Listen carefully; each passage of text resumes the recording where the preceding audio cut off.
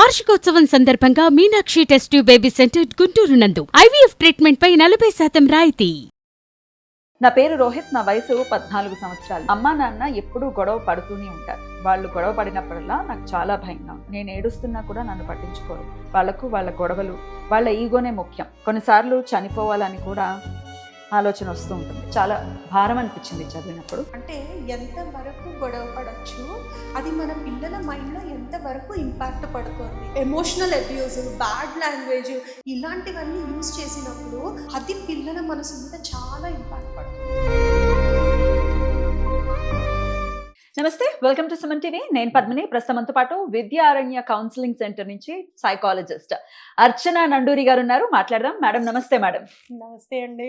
సైకాలజీని అర్థం చేసుకోవటం, ఉన్నటువంటి సైకలాజికల్ గా ఇబ్బంది పడుతున్నటువంటి విషయాలని అడ్రస్ చేయటం అనేది నిజంగా ఈ రోజుల్లో కత్తి మీద సాములాగా ఉంది అని అంటే మీరు దాన్ని ఏకీభవిస్తారా? Will you agree with me?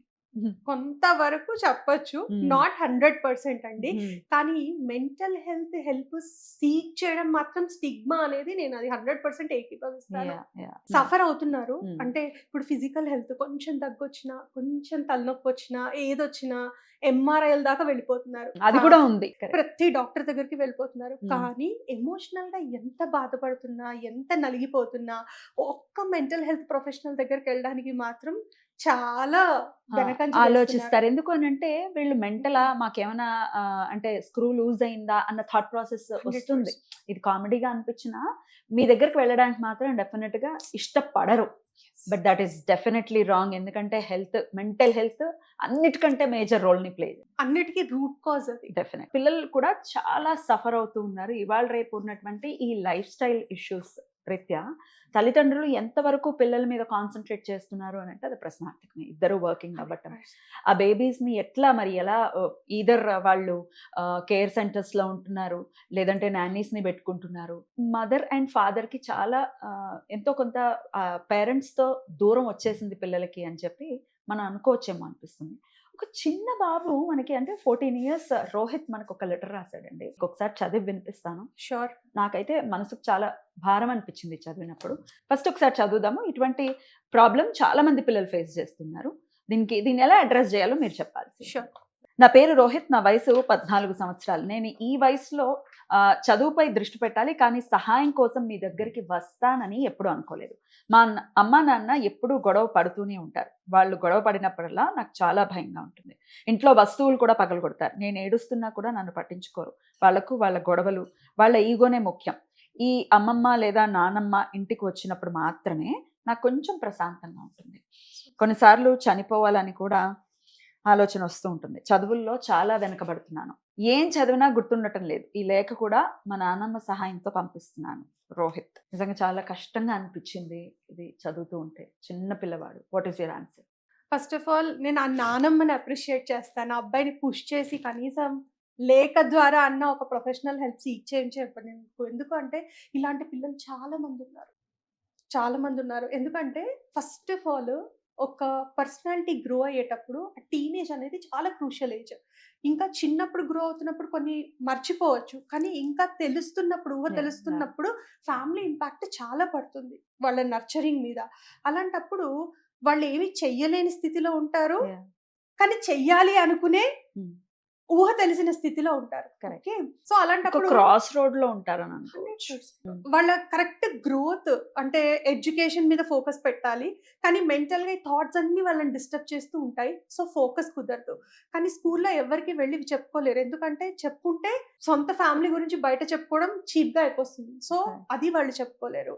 So తల్లి తండ్రి ఇలాంటి పరిస్థితుల్లో అసలు ఫస్ట్ మీరు, అందుకనే డిస్ఫంక్షనల్ ఫ్యామిలీ అంటే ఎక్కడైతే ఫ్యామిలీలో అది సింగిల్ పేరెంట్ అవ్వచ్చు, కొట్టుకునే పేరెంట్స్ అవ్వచ్చు, అబ్యూజివ్ పేరెంట్స్ అవ్వచ్చు, అది పిల్లల మీద డైరెక్ట్లీ ఆర్ ఇండైరెక్ట్లీ 100% ఇంపాక్ట్ పడుతుంది. సో నేను ఫస్ట్ ఈ అబ్బాయికి చెప్పేది ఏంటి అంటే, ఇక్కడ మనము ఈ అబ్బాయికి behavioural therapy, parental training 2 needed. వాళ్ళకి ఈ అబ్బాయికి కూడా ఇద్దరు. 100%. ఎందుకంటే అసలు ఈ అబ్బాయి ఫస్ట్ ఆ ఇంపాక్ట్ పడకుండా ఎలా తనని తను ప్రొటెక్ట్ చేసుకోవాలో we have to train him. Yeah. And parents కి ఒక అవేర్నెస్ ఉండాలి. Mm. ఎందుకంటే వాళ్ళు ఏ బ్యాక్గ్రౌండ్ ఇక్కడ మనకి స్పెసిఫికేషన్ లేదు. సో చదువుకున్న వాళ్ళైతే కొంత అవగాహన ఉండాలి మన ఇంపాక్ట్ పిల్లల మీద ఎంత పడుతుంది. సో వాళ్ళలో ట్రస్ట్ ఇష్యూస్ ఉంటాయి, అటాచ్మెంటల్ ఇష్యూస్ ఉంటాయి, insecurity insecurity definitely yes. Okay. So future లో వాళ్ళకి అసలు పెళ్లి మీద కాన్ఫిడెన్స్ పోతుంది, కరెక్ట్. ఇంకెవరి మీద నమ్మకాలు ఉండవు, రిలేషన్షిప్స్ మీద నమ్మకాలు ఉండవు. సో ఇవన్నిటిని అంటే వాళ్ళ రూట్స్ మీద కొట్టేస్తున్నారు వీళ్ళు, బిలీఫ్ సిస్టమ్స్ మీద. అసలు పేరెంట్స్ ఎలా ఉండాలి మేడం అంటే ఆ యాంగర్ ఇప్పుడు టెంపర్మెంట్ ఇష్యూస్ అనేది డెఫినెట్ గా ఉన్నాయి. ఏ ఇద్దరిని చూసుకున్నా కూడా పిల్లల ముందు గొడవ పడ్డం అనేది చాలా కామన్ గానే, ఇదేమి కొత్త కూడా కాదు, ఇది వరకు రోజుల్లో కూడా ఉండేది. మరి పిల్లల ముందు గొడవ పడటం అనేది ఎంతవరకు కరెక్ట్ అసలు? Boundaries are more important. అంటే ఎంత వరకు గొడవ పడచ్చు, అది మన పిల్లల మైండ్ లో ఎంత వరకు ఇంపాక్ట్ పడుతుంది. అంటే అమ్మ నాన్నని హామ్ చేస్తారా, నాన్న అమ్మని హామ్ చేస్తారా, ఇది ఎంతవరకు వెళ్ళిపోతుంది, వాళ్ళిద్దరూ సపరేట్ అయిపోతారా, లేకపోతే నా జీవితం ఏమైపోతుంది, నేను ఎవరి దగ్గర ఉండాల్సి వస్తుంది, ఇంతవరకు పిల్లల ఆలోచనలు వెళ్లే వరకు మీరు గొడవ పడుతున్నారా? లేకపోతే జస్ట్ ఏదో ఉప్పు తక్కువైందనో, కారం తక్కువైందనో, లేకపోతే నువ్వు ఎందుకు ఈ డెసిషన్ తీసుకున్నావనో, మళ్ళీ రేపు పొద్దున్న లేచి చక్కగా ఇద్దరు కలిసిపోయి మళ్ళీ పిల్లలతో సరిగ్గా ఉండేటట్టు గొడవ పడుతున్నారా? సో టెంపరరీ ఇష్యూస్ ఏ ఫ్యామిలీలో అన్నా ఉంటాయి. కానీ అలా కాకుండా మీరు physical abuse, emotional abuse, bad language ఇలాంటివన్నీ యూజ్ చేసినప్పుడు అంటే మ్యూచువల్ రెస్పెక్ట్ ఉండదు ఆ రిలేషన్షిప్ లో. సో అది పిల్లల మనసు మీద చాలా ఇంపాక్ట్ పడుతుంది. సో పేరెంట్స్ ఎప్పుడు అలర్ట్ గా ఉండాలి. మీరు కొట్టుకోదలుచుకుంటే పర్సనల్ రూమ్ లోకి వెళ్ళి కొట్టుకోండి, పిల్లల ముందు వినకూడదు. అబ్సల్యూట్లీ. ఎందుకంటే మీరు ఇంత కష్టపడేది ఎవరి కోసము? వాళ్ళ లైఫ్ కోసము. వాళ్ళ లైఫ్ ని మీరు రూట్స్ నుంచి తీసేస్తున్నారు, కట్ చేసేస్తున్నారు. అది మళ్ళీ మీరు ఎన్ని కోట్లు పోసినా కూడా నేను చెప్తున్నాను, మళ్ళీ ఫిజికల్ డ్యామేజ్, మీరు ఒక క్రీమ్ రాసినా ఒక టాబ్లెట్ వేసినా హీల్ అవుతుంది. కానీ ఎమోషనల్ డ్యామేజ్ ఏదైతే ఉందో దాన్ని ట్రీట్ చేయాలి అంటే అది మనీ తోటో ఒక టాబ్లెట్ తోటో ఇన్స్టెంట్ గా జరగదు. ఎందుకంటే అది రూట్స్ లెవెల్లో, సబ్ కాన్షియస్ లెవెల్లో జరుగుతుంది. దాన్ని మనం రీప్రోగ్రామ్ చేయాలంటే టేక్స్ టైం. ఆల్రెడీ ఇటువంటివి సఫర్ అవుతూ ఉన్నారు, ఇటువంటి ఫేస్ చేస్తూ ఉన్నారు, వాళ్ళకి ఎట్లాంటి ట్రీట్మెంట్ ఇస్తారు మీరైతే? దీనిలో కాగ్నిటివ్ బిహేవియరల్ థెరపీ అని ఉంటుంది. పిల్లలకి కాగ్నిటివ్ బిహేవియరల్ థెరపీ అని ఉంటుంది. సో అంటే ఎలా అలాంటి ఎన్విరాన్మెంట్ లో how they need to stay strong, how to improve their concentration. And కానీ ఇది ఇంత చేసినా కూడా ఆ లెవెల్ ఆఫ్ మెచ్యూరిటీ ఉండాలి. కాబట్టి దీంట్లో parental counselling is must and should. అయితే ఇందులో మనం పిల్లల్ని చెక్ చేసుకుంటాము, వాళ్ళ యాంగ్జైటీ లెవెల్స్ ఎంత ఉన్నాయి, డిప్రెషన్ లెవెల్స్ ఎలా ఉన్నాయి, చిన్న అసెస్మెంట్స్ కండక్ట్ చేసి ఆ ఇంటెన్సిటీ పెరిగిపోయినప్పుడు వాళ్ళ ట్రీట్మెంట్ లెవెల్స్ ఎన్ని సెషన్స్ పట్టచ్చు ఏంటి అనేది important. Parental counselling is must and should. ఒకవేళ నిజంగా అబ్యూజివ్ లెవెల్ ఆఫ్ పేరెంటల్ మధ్యలో చాలా కాన్ఫ్లిక్ట్స్, టాక్సిక్ రిలేషన్షిప్ ఎక్కువ ఉన్నప్పుడు ఇలాంటి పిల్లల్ని అబ్బాయి చెప్పినట్టు అమ్మమ్మ తాతయ్య ఉన్నప్పుడు కొంచెం బెటర్ గా ఉన్నాను, అట్లీస్ట్ వాళ్ళ షాడోలో కొంచెం ఉంచడం అనేది బెటర్ గా హెల్ప్ అవుతుంది. ఇటువంటి వీడియోస్ చూసినప్పుడు డెఫినెట్ గా ఎవరైనా మదర్స్ గానీ ఫాదర్స్ గానీ, ఎస్ మేము కూడా ఇట్లానే చేసాం కదా, మా పిల్లల ముందు మేము ఇలాగే కొట్టుకుంటూ దెబ్బలాడుకుంటూ గట్టిగా అరుచుకుంటూ బ్యాడ్ లాంగ్వేజ్ ని యూజ్ చేస్తూ ఇట్లా దెబ్బలాడుకున్నాం కదా, మరి మా పిల్లల మీద ఈ ఇంపాక్ట్ ఏమైనా పడిందా, మేము ఎలా తెలుసుకోవాలి? ఇప్పుడు ఈ అబ్బాయి అంటే లేఖ రాశాడు, అందరి పిల్లలు అలా ఎక్స్ప్రెస్ చేయలేకపోవచ్చు కదా, వాళ్ళు నిజంగానే if they are going through that stress or anxiety ఇటువంటివన్నీ మైండ్ లో ఉన్నాయా లేదా అనేది, మా పిల్లల్లో ఉందా లేదా అనేది ఎలా తెలుసుకోవాలి మేము? Most of the times I keep mentioning always have a family meeting. కనీసము మీరు ఎంత ఆక్యుపైడ్ ఉండి ఎంత బిజీ ఉన్నా కూడా 2 weeks కి వన్స్ అన్నా కూడా ఒక ఫ్యామిలీ మీటింగ్, అంటే మీ ఫ్యామిలీలో ఉన్న పేరెంట్స్ అండ్ కిడ్స్ అందరు కలిసి ఒక చోట కూర్చోండి. అండ్ పేరెంటల్ చైల్డ్ కూర్చున్నప్పుడు ఫ్యామిలీ మీటింగ్ హోల్ పర్పస్ వచ్చేంటి అంటే listening to the other person. Okay, అంటే మనం డిఫెన్సివ్ మెకానిజం యూజ్ చేయకూడదు. Suppose you are my child, నేను మిమ్మల్ని అడుగుతాను, ఏ నాన్న నీకు నాతో ఏమైనా కన్సర్న్స్ ఉన్నాయా, నీకు స్కూల్లో ఏమైనా కన్సర్న్స్ ఉన్నాయా, పిల్లలతో ఏమైనా కన్సర్న్స్ ఉన్నాయా?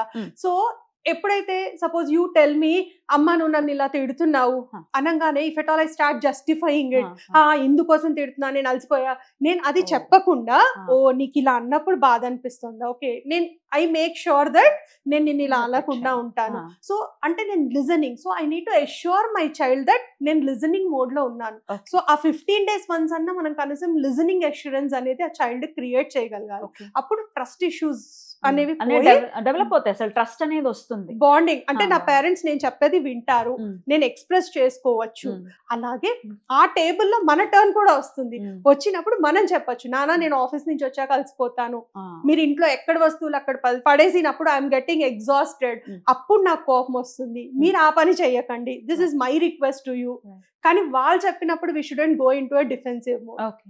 మన టర్న్ వచ్చినప్పుడు ఎక్స్ప్రెస్ అవర్ సెల్ఫ్. Okay. ఇది ఓన్లీ కిడ్స్ తోటే కాదు, స్పౌస్ తోటి కూడా Mm. ఇదే మెకానిజం అనేది మనం Maintain అప్లై చేయాలి. చేయాలి. Okay. సో దట్ ఇలా ఎక్స్ప్రెషన్ మూలంగా స్లోగా వాళ్ళ మైండ్ లో ఏం నడుస్తున్నాయి, వాళ్ళ స్ట్రెస్ లెవెల్స్ ఉన్నాయా, మనతో వాళ్ళకి ఏమైనా క్లాషెస్ ఉన్నాయా, వాళ్ళు మనతో ఏమైనా ఇబ్బంది పడుతున్నారా అనేది ఈజీగా మనం అండర్స్టాండ్ చేసుకోవచ్చు. ఏ ఏజ్ పిల్లల నుంచి మనం స్టార్ట్ చేయొచ్చు మేడం ఎటువంటి అంటే అడగడం తెలుసుకోవటం ఎప్పటి నుంచి అసలు మొదలు? ఫస్ట్ క్లాస్ సెకండ్ క్లాస్ నుంచి స్టార్ట్ అంటే చేయొచ్చు. సే ఒక 6 years నుంచి. అబ్సల్యూట్లీ. Right. అంటే వాళ్ళు కమ్యూనికేట్ చేయగలుగుతున్నారు, అమ్మా నాకు ఇది ఇది భయంగా ఉందో, నాకు ఇది ఏదో సమస్య ఉందో అని చెప్తున్నారు అని అంటే మనం వాళ్ళతో కమ్యూనికేట్ చేయాలి. అబ్సల్యూట్లీ. Right. ఇప్పుడు Gen Alpha kids Mhm. Are absolutely they are more expressive in nature, more matured. Mhm. Okay, మనకంటే ఎక్కువ లాంగ్వేజ్ వాళ్ళకి వస్తుంది Right. కాబట్టి we can set and talk to them. Right. So ఇట్లా పిల్లలు డెఫినెట్ గా మీరు ఇందాక అన్న మాట 100% కరెక్ట్. ఏ తల్లిదండ్రులైనా బతికేది పిల్లల కోసమే, వాళ్ళ భవిష్యత్తు బాగుండాలని. కానీ తెలియకుండానే రూట్ లెవెల్ నుంచి వాళ్ళని మనం చాలా ఇబ్బంది పెడుతున్నాము అనేది అర్థమవుతున్నటువంటి అంశం. సో డెఫినెట్గా ఒక సైకియాట్రిస్ట్ దగ్గరకో సైకాలజిస్ట్ దగ్గరకో వెళ్ళాలి. అటువంటి పరిస్థితుల్లోనే ఉన్నాం మనం. రకరకాల లైఫ్ స్టైల్ చేంజెస్ వల్ల డెఫినెట్గా లైఫ్స్ మారిపోయాయి. సో అదేమి నామోషి కాదు. ఇట్లాంటి ఒక ఎక్స్పర్ట్స్ దగ్గరికి వెళ్ళటం అనేది ఎంత బ్యూటిఫుల్ గా ఎక్స్ప్లెయిన్ చేశారో తెలుసా. స్ట్రైట్ టు ద హార్ట్ మీరు చెప్పిన మాటలన్నీ కూడా నిజంగా ప్రతి తల్లిదండ్రులు ఆలోచించాలి. ఇటువంటి ఇంత అంటే 14 ఏళ్ల పిల్లాడు ఇంత సఫర్ అవుతున్నాడు అని అంటే మీ పిల్లలు కూడా ఒకవేళ అలా సఫర్ అవుతున్నారు అని అంటే అది మీదే అవుతుంది తప్పు. సో డెఫినెట్ గా ఆలోచించండి, ఎక్స్పర్ట్స్ దగ్గరికి వెళ్ళండి, సమస్యల నుంచి బయటపడండి. చాలా అద్భుతంగా మాకు వివరించారు madam. Thank you so very much. Thank you. నమస్తే.